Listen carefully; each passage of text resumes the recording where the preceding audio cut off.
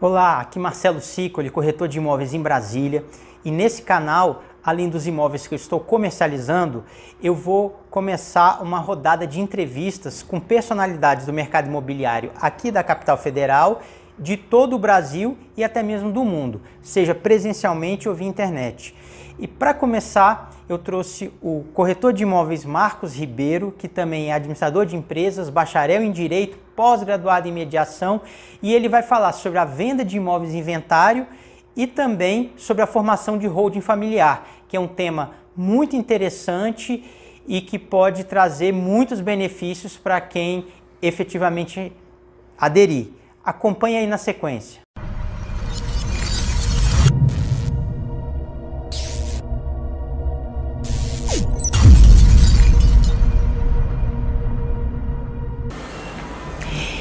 Então, amigos, nós estamos aqui em Brasília, nosso prédio comercial, só para citar vocês, é ao lado do HFA, que é o Hospital das Forças Armadas, que nós vemos com frequência na televisão, porque ele atende autoridades quando tem enfermidades, como por exemplo o presidente da República. E vou começar essa rodada de entrevistas com corretores de imóveis, personalidades do mercado imobiliário, não só relativo aqui à nossa cidade, a capital federal, mas em todo o Brasil. Então eu pretendo viajar para outras cidades ou entrevistar pessoas pela internet, sejam em vários estados aqui do Brasil, até mesmo no exterior, para a gente ver o que está acontecendo no mercado imobiliário em todo o mundo. E para começar essa rodada de entrevistas, eu trouxe o Marcos Ribeiro. Obrigado pela presença, Marcos. Obrigado, Marcelo. É uma honra estar aqui com você hoje. O Marcos é um corretor de imóveis ativo. Ano passado vendeu mais de 30 imóveis, para vocês terem uma ideia. Ele é administrador de empresas, bacharel em Direito, pós-graduado em Mediação. Então ele é um monstro realmente e vai trazer para a gente um pouco da experiência dele, dessa venda de imóveis de inventário, que é uma coisa bastante chata. Eu, como corretor de imóveis, tenho um pouco de receio, às vezes, para trabalhar com isso, que a gente sabe que é bastante trabalhoso, e também nessa questão da formação de holding familiar. Não é verdade, Marcos? Os corretores de imóvel, às vezes as famílias têm um pouco de dificuldade de trabalhar com essa questão do inventário, né? Realmente, Marcelo. Hoje o mercado imobiliário está bem aquecido, realmente, e muitos imóveis são imóveis de inventário, né? Com o advento da Covid, muitos proprietários faleceram e deixaram herdeiros. E o mercado entrou no mercado vários imóveis, tanto casas, apartamentos, fazendas, de pessoas que vieram falecer nos últimos 2 anos, né? Então, o assunto inventário é um assunto muito difícil para tratar, né? E tem alguns corretores que têm medo de trabalhar com inventário. Mas o imóvel de inventário é fácil de vender, não é difícil. E o que eu trabalho hoje, eu uso as técnicas da mediação para, de certa forma, transformar esse momento de venda, né, que é um patrimônio, a pessoa ter certo apego, um momento de que a gente possa vender, cada um ter o seu quinhão, pegar a sua parte, automaticamente comprar outros imóveis, de preferência com a minha orientação, com a minha assessoria, né? Então, a venda de imóvel de inventário é possível. A gente fez uma live dias atrás no Instagram, até foi bastante legal, bem produtivo. E lá, Marcos, a gente explicou um pouquinho quando que é que um imóvel vai para inventário. Eu acho que é interessante situar nossos ouvintes de todo o Brasil. Quando é que o imóvel vai para inventário? É só imóvel que vai para inventário, outros bens também? E essa sua experiência que você comentou também nessa live, desses conflitos que existem ali nas famílias, tem um irmão que quer vender, o outro não quer vender, como é que é isso, mais ou menos? Então, na verdade, o imóvel que vai para inventário, ele faz parte do conjunto de bens do decujus ou do falecido. E ali pode ser bem imóvel, bem móvel, né, como relógio, joia, carro, mas geralmente os imóveis têm um valor maior, né? E o processo de inventário, ele pode ser judicial ou extrajudicial, mas tem que ser feito inventário para relacionar o patrimônio, né? Ou seja, o espólio daquela pessoa. E necessariamente tem que ser acompanhado por um advogado. Exatamente. Né? É uma atividade extremamente... É uma atividade privativa do advogado. Sim. Tem que ter uma petição, independente se é extrajudicial ou judicial, a figura do administrador da justiça, que é o advogado, né, tem que estar presente ali. E o Marcos é bacharel em Direito, não é advogado, mas vale lembrar que no nosso escritório aqui nós temos advogados especializados em Direito de Família, se alguém precisar. Tá? Então a gente está à disposição de vocês aqui em Brasília, no setor sudoeste, para atendê-los. Né? E você, ano passado, falando agora dessa experiência de corretor de imóveis, você vendeu quantos imóveis ano passado, Marcos? Então, ano passado eu vendi 32 imóveis. 32 imóveis. Em plena pandemia. Muito expressivo. Dos 32, 4 foram imóveis de inventário. Eu tive a oportunidade de estar junto da família, mediar conflitos, imóveis que foram vendidos por meio de alvará, de autorização de venda, porque o grande diferencial do imóvel vendido com alvará de venda é que o juiz faz a vez da família. Se tiver alguém que não concorda, nem com a avaliação, ou quem vai comprar, ou quem está vendendo, seja o que for, o alvará ele dá a liberdade do comprador ir até o cartório fazer a escritura de compra e venda e mandar para registro. Certo. E nesse caso o alvará, como é que se solicita esse alvará? Quanto tempo demora? Tem que ter avaliação de corretores de imóveis? Como é que é feito isso? Exatamente. No processo judicial, é obrigatório que seja apresentado, né, no processo as avaliações, de preferência 3 avaliações. 3 avaliações. E também avaliação que seja feita por um corretor, né, que possui CNAE, de preferência. Né, o CNAE é o Cadastro Nacional de Avaliadores Imobiliários. Exatamente. Então, uma vez o laudo que ele seja feito por um profissional capacitado e habilitado, vai ter mais validade. Então, vai evitar alguma nulidade, alguma reclamação, né? Porque o corretor de imóveis, ele é o corretor capacitado para fazer a avaliação mercadológica. Certo. E eu também sou corretor que possui CNAE, nós apresentamos um PITAM, que é um parecer técnico de avaliação mercadológica. Aí isso vai lá para o juiz, e o juiz, exatamente, baseado nessas avaliações, ele autoriza a venda daquele imóvel dentro daqueles patamares que foram estabelecidos pelas avaliações. Exatamente. Né? Então ele emite o alvará, e o alvará vai dizer qual é o valor mínimo para uma negociação e que esse valor seja depositado em juízo. Sim. Aí você até relatou um caso de que aí tem um inventariante, que seria como se fosse o membro da família que está representando todo aquele inventário. Então, aí essa escritura é feita, não precisa ter anuência de toda a família, o inventariante vai lá no cartório junto com o comprador e tem a autonomia para poder fazer a venda desse imóvel, sem transtorno para quem está comprando, não é isso? Exatamente. Na verdade, o comprador, a figura do corretor nesse momento é muito importante, porque é o corretor que traz a segurança para o comprador. Então, é muito importante o corretor estar em comunicação com o advogado da família. Geralmente tem mais de um advogado. Sim. Né? Então, às vezes um advogado defende um lado, o outro defende o outro, e você não consegue resolver se não tiver uma boa comunicação com os dois. Então, o principal é levantar as dívidas do espólio, porque geralmente imóvel de inventário tem dívida, que é IPTU, certo, água, luz, né? Manutenções a fazer. A questão das manutenções não tem um problema, porque o comprador já sabe que ele está vendo imóvel de inventário.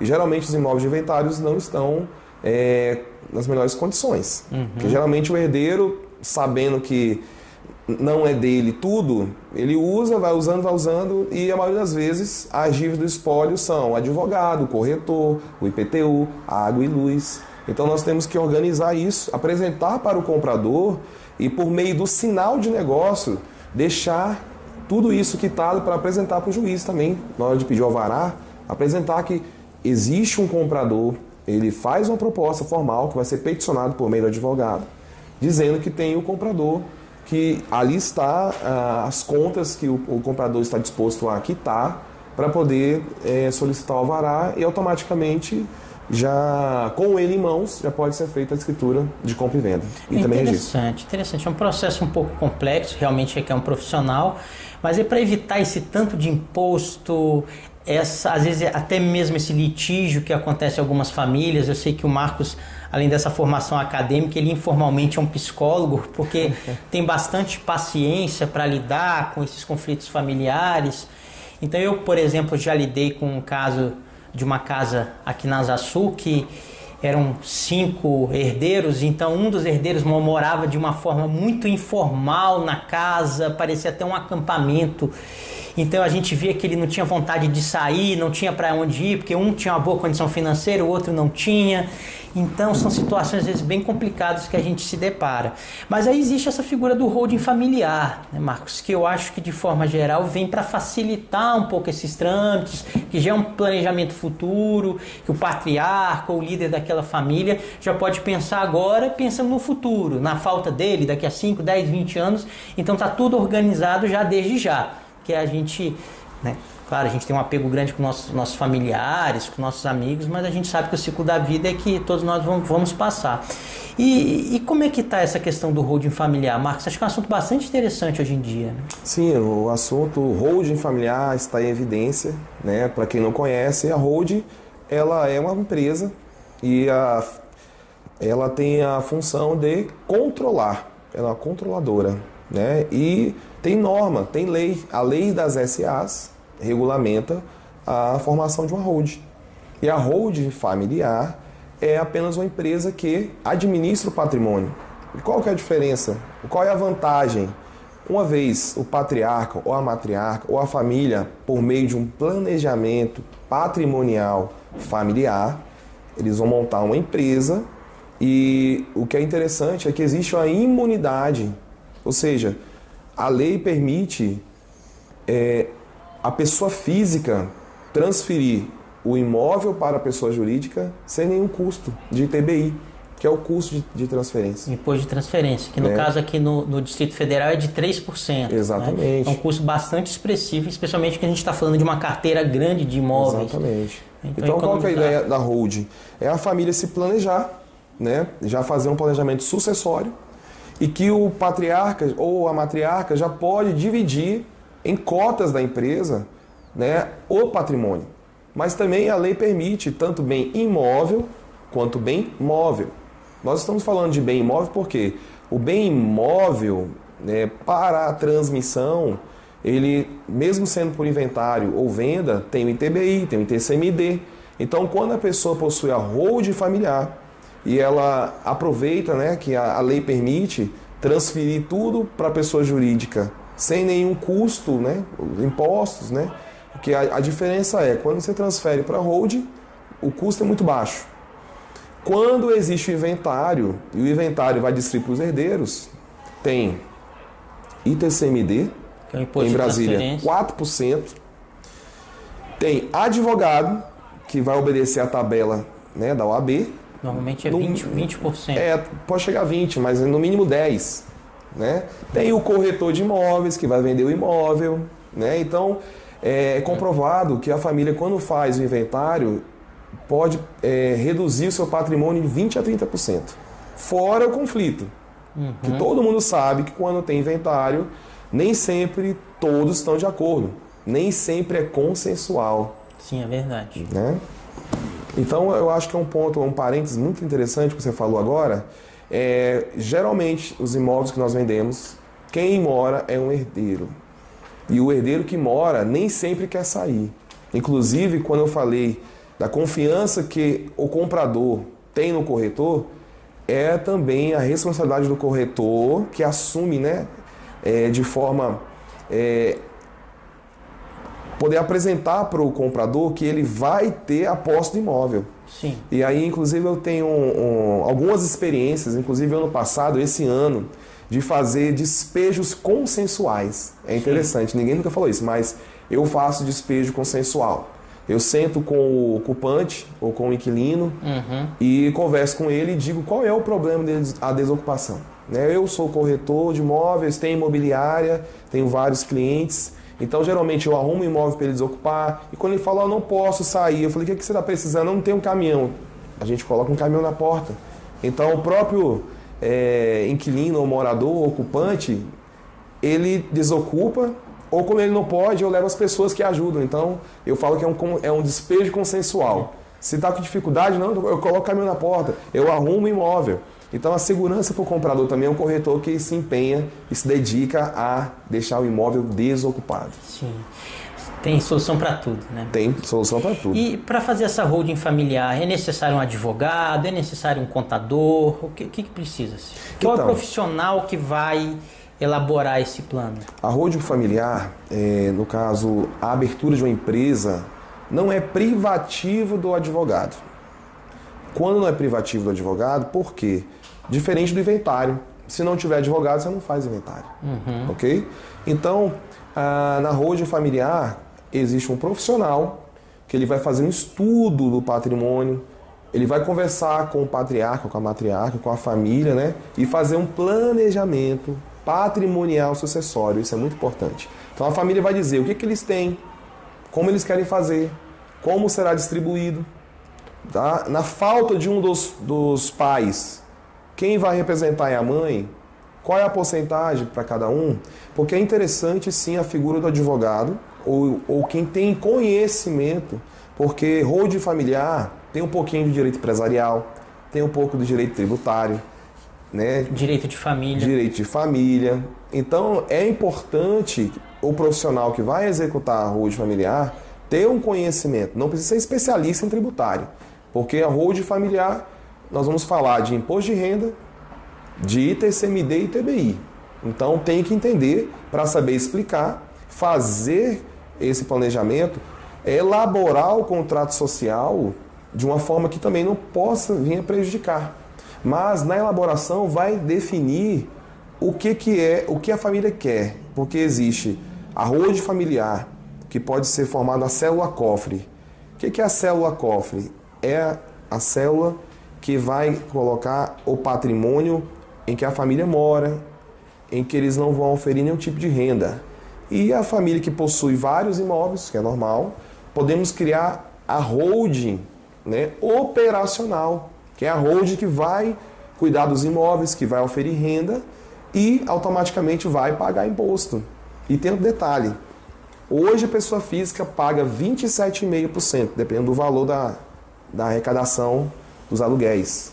E na holding familiar tem esse grande diferencial, vai pagar 11% do imposto de renda. Então é bem interessante. Aí tem casos que a holding familiar ela pode gerir esse patrimônio imobiliário sozinho, como uma imobiliária, ou ela pode terceirizar, passar esse controle dos imóveis para uma imobiliária fazer também, né? Exatamente, né? Então assim, a família tem a holding familiar, que é a célula cofre, os imóveis que é uma empresa que não vai fazer nada, apenas administrar, controlar aquele patrimônio. E a operacional ela vai poder realmente, né? O nome já diz, operacional. Ela vai administrar, né? Ela pode vender, né? E oferir renda e também declarar imposto. Essa é a finalidade. E os imóveis podem ser vendidos? No caso, uma família que tem 10 imóveis, aí resolve por vender um dos imóveis, por exemplo, para pagar uma viagem, para pagar um tratamento médico. Como é que é feita a venda daquele apartamento que custa 300 mil dentro de um patrimônio de 10 milhões? Como é que é feita essa venda? Quem tem que autorizar? Então, é necessária a anuência de todos? Ou o sócio majoritário, por exemplo, ele tem 60% do capital, ele conseguiria autorizar sozinho a venda desse imóvel de 300 mil dentro de um patrimônio de 10 milhões, por exemplo? Sim, então, na verdade é uma empresa. Quem vende o imóvel não é a pessoa física, é a pessoa jurídica. Então é uma venda normal. Tá? Agora a questão de como será, né, a venda desse imóvel, o contrato social da empresa vai descrever quem tem poderes, qual é a porcentagem, qual é a cota, o que pode ser feito. Então quem vai dizer como vai ser distribuído esse patrimônio, se vai ser vendido, quem vai ter autorização, são os próprios sócios, né? Que na verdade é o pai ou a mãe que são os sócios majoritários. Então não há nenhuma dificuldade. E o imóvel, uma vez sendo transmitido, né, transacionado para o comprador, se for pessoa física ou pessoa jurídica, vão pagar o imposto normalmente. E hoje em dia, Marcos, quem quiser fazer uma holding familiar, pode te procurar? Sim, né? Sim.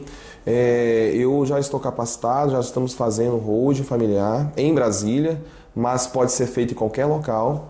Né? A holding familiar Geralmente ela é feita por meio como a limitada, então nós fazemos direto na junta comercial. Inclusive os imóveis que são transferidos não vai para cartório de notas, é feito toda a transação junto ao contrato social na junta comercial, depois o ato vai para o cartório de registro, né? Então meus contatos estão, né, na telinha aí embaixo, né? Legal. Instagram, Facebook, celular, e-mail, estou à disposição para atendê-los.